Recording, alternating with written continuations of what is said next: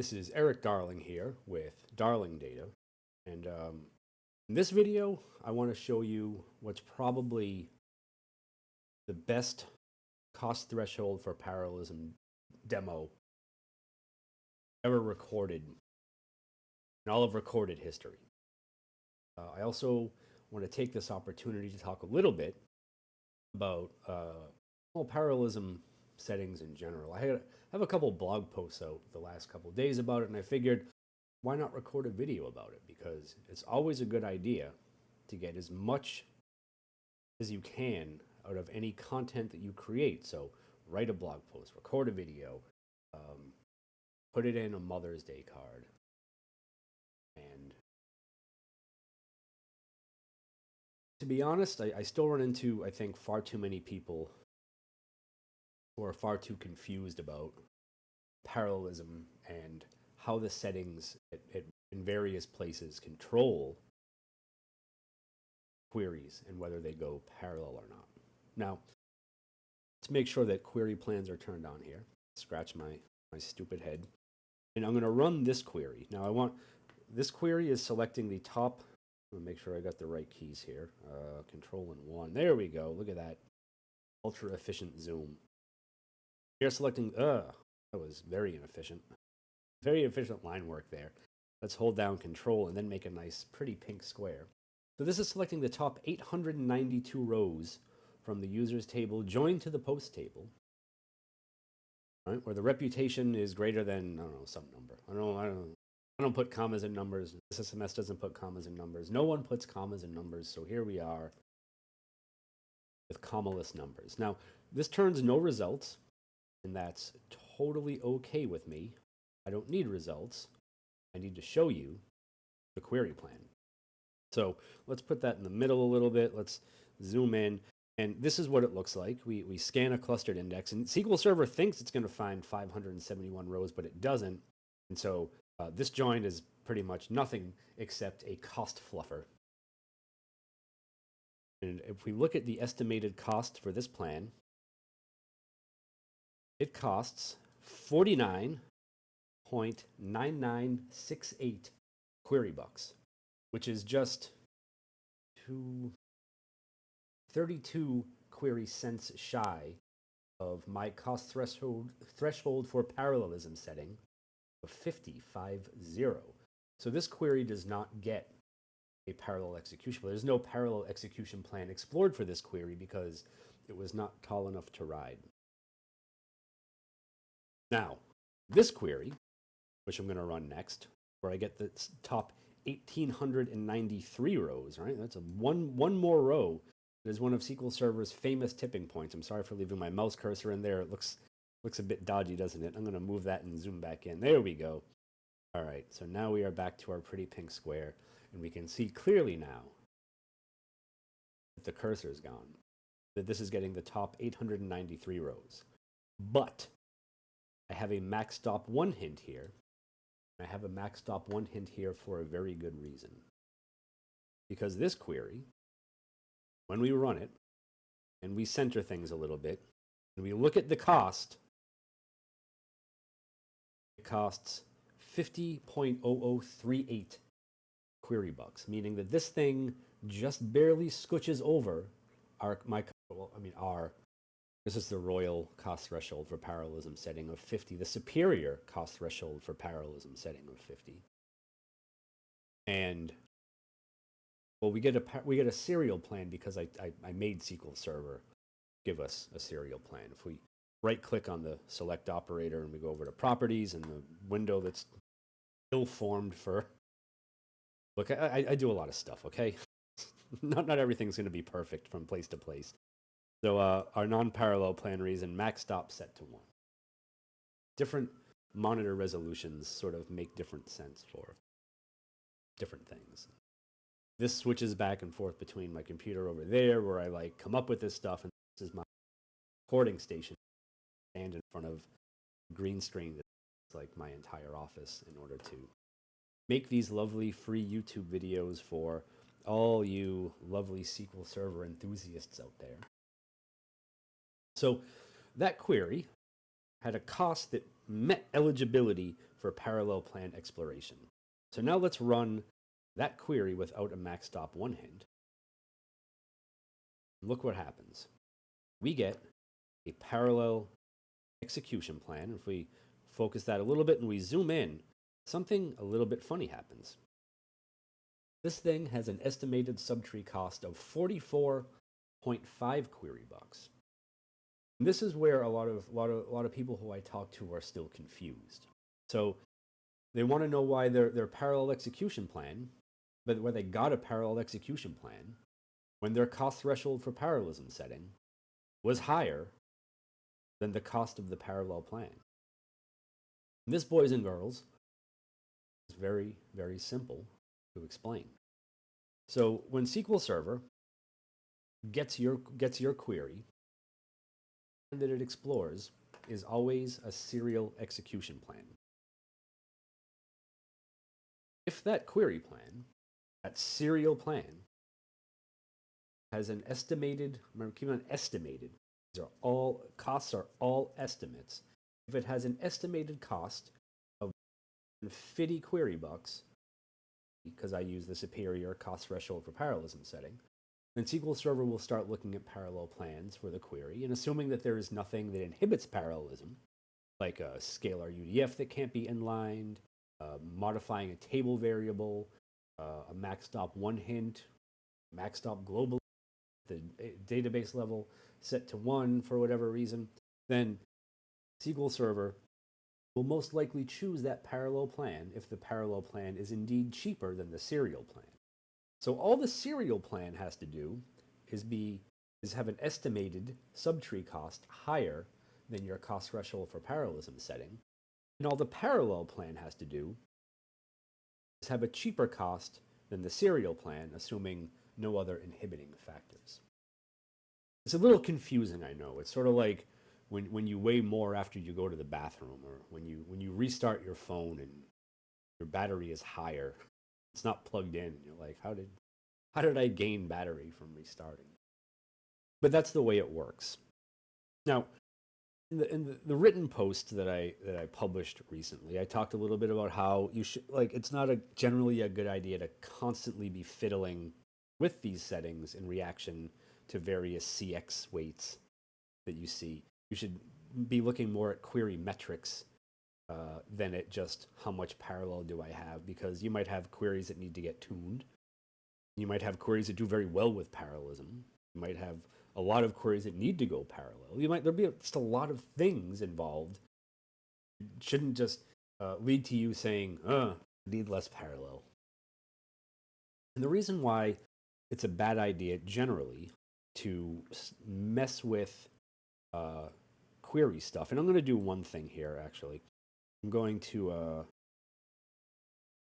copy this. I'm going to add one more query into the mix just to sort of round things out a little bit. Max.4, 8, 4, and 1. The reason why is because as you mess with cost threshold for parallelism, assuming that you're not at the default. If you're at the default of 5, absolutely bump it up. Join me in cost threshold for parallelism 50 land. But assuming you're not at the default, and it's not a good thing to spend too much time fiddling with, because you can mess with things.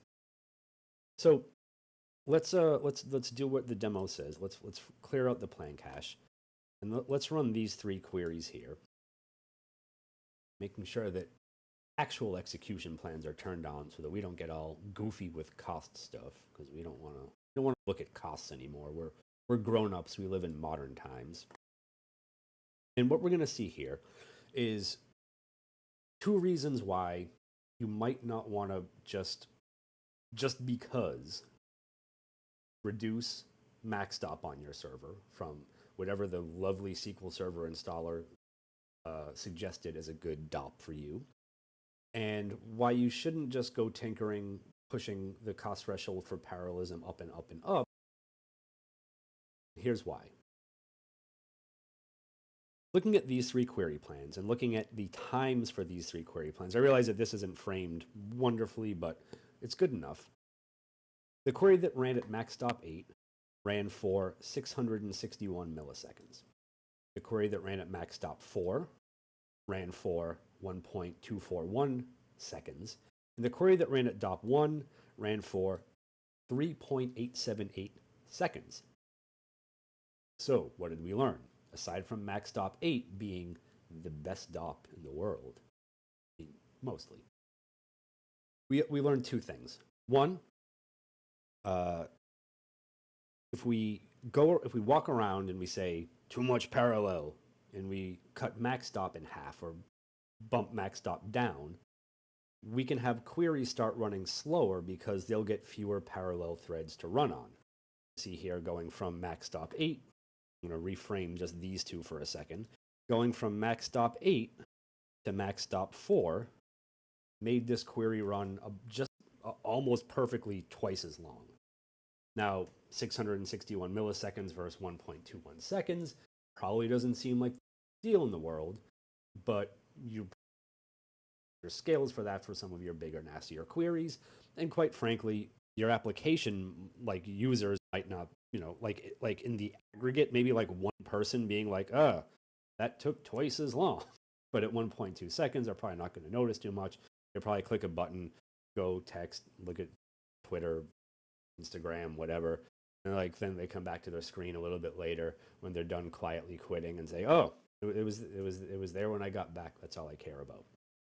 But if you have like thousands of queries hitting your server that all of a sudden now take twice as long, people, like a lot of people might start to notice as performance degrades, especially if like you went from 1 second to 3 seconds. As the app becomes less responsive, people will probably notice, right? So just reducing max stop for whatever reason, not always the greatest idea, because do this.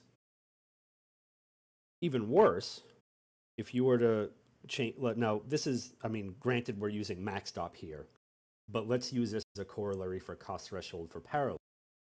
Let's say that we have cost threshold for parallelism set at the amazing, awesome 50, and we go and bump it up to like 90 or 100 or something. Now all of a sudden, queries that used to get a parallel plan are no longer eligible for a parallel plan because they don't break that cost threshold barrier. All of a sudden, they're going to be getting serial execution plans. So imagine you have a query that goes from running in 660 milliseconds to a query that, oh, tooltip, you son of a robber. Now you have a query that runs in almost 4 seconds. That is a pretty noticeable degradation for someone who spends a lot of time clicking around through a GUI in a day. Imagine you're doing normal stuff and all of a sudden out of nowhere, it goes from to 1, 2, 3, 4. It's not going to be fun. So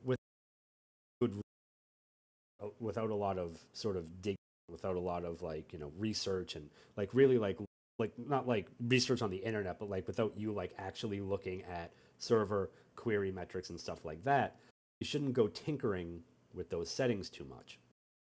This isn't to say you should never do it, just be prepared. If you're going to make that change, then you need to know what to observe and measure afterwards in order to validate that change. And it can't just be CX weights, because of course CX weights will go down if you have fewer queries going parallel.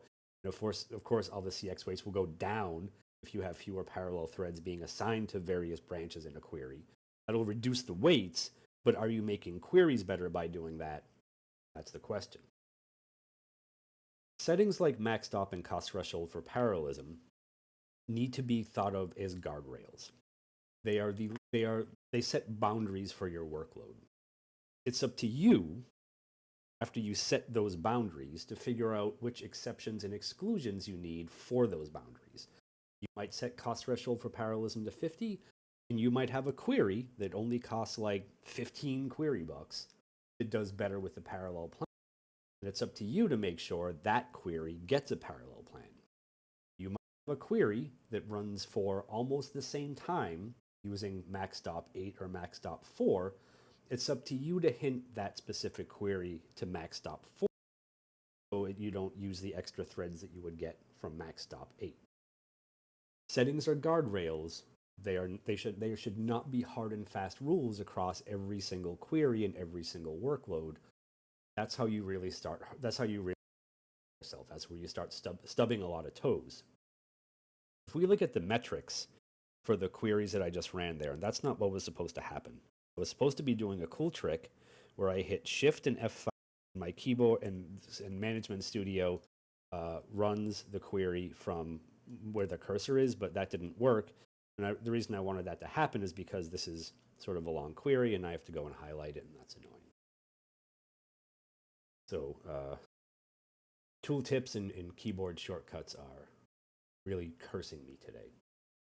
So let's look at what happened across those three queries that I just ran at DOP 8, 4, and 1. All right, let's zoom in to the important parts of this thing, which are pretty much the first three columns. Actually, let's call it the first four columns so I don't have the stupid numbers in there. The first query used 5.2 seconds of CPU time over 660 milliseconds.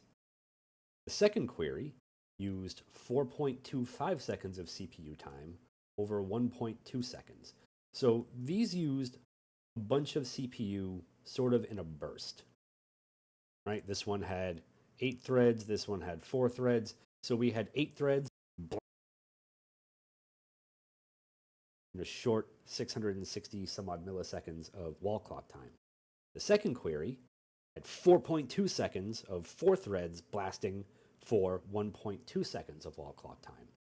So CXPack, like parallelism, the throwing extra cores at it, is there to reduce wall clock time at the expense of CPU time. So we can use a little bit more CPU in a burst to have a query finish faster all at once. The last query that ran for almost 4 seconds used almost 4 seconds of CPU time. So you just had one CPU away for almost 4 seconds on one, so like on that one single CPU thread. Is that good? Is that bad? I don't know. Usually I want my queries to run faster. Okay, sacrificing some CPU for them to run faster, because most SQL servers that I look at aren't completely bonked from a CPU perspective. They're usually bonked from other perspectives, like they don't have enough. That's actually probably the best one. I'm not going to say that they're like disk bottlenecked, because fixed disk bottlenecks with memory get faster. Rarely the best outcome.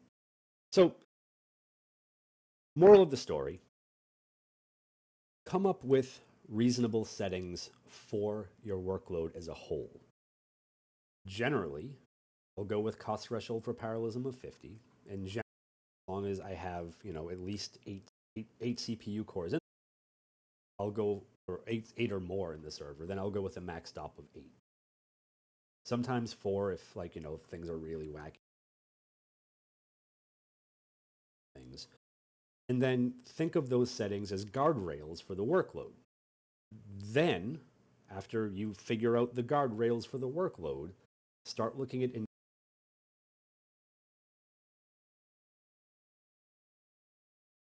don't need to look at every query. You just look at the important ones that users complain about, the ones that management complains about, the ones that, I don't know, people generally complain about.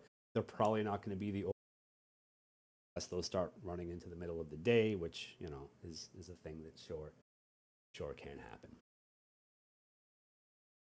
And then as you come across those queries that either don't benefit from the parallelism settings that you have for the workload as a whole, start either tuning those queries to make them faster without parallelism, to improve, the way the query is written, the indexes that the query has to answer the question that the user is trying to propose to the database, and then figure out what you can do to make those queries fast. Get them parallelism, get them more parallelism, make them fast without parallelism, all that good stuff, because that's really what keeps the whole world going around. Anyway, I've talked for almost 20 minutes now, and I'm sick of hearing myself. I'm going to end this. I'm going to say thank you for watching. I hope you learned something. I hope you enjoyed yourselves. If you like this video, give me the old thumb-a-rooney up. Up-a-rooney? Doesn't sound good. And if you enjoy this sort of hard-hitting SQL Server journalism, pretty please do feel free to subscribe to my channel, so that when I do these lovely videos, you are the first to know, the first to give me a thumbs up, the first to comment, And the first to tell you all your friends and colleagues that Eric Darling sure does know a lot about SQL Server. So anyway, thank you again for watching.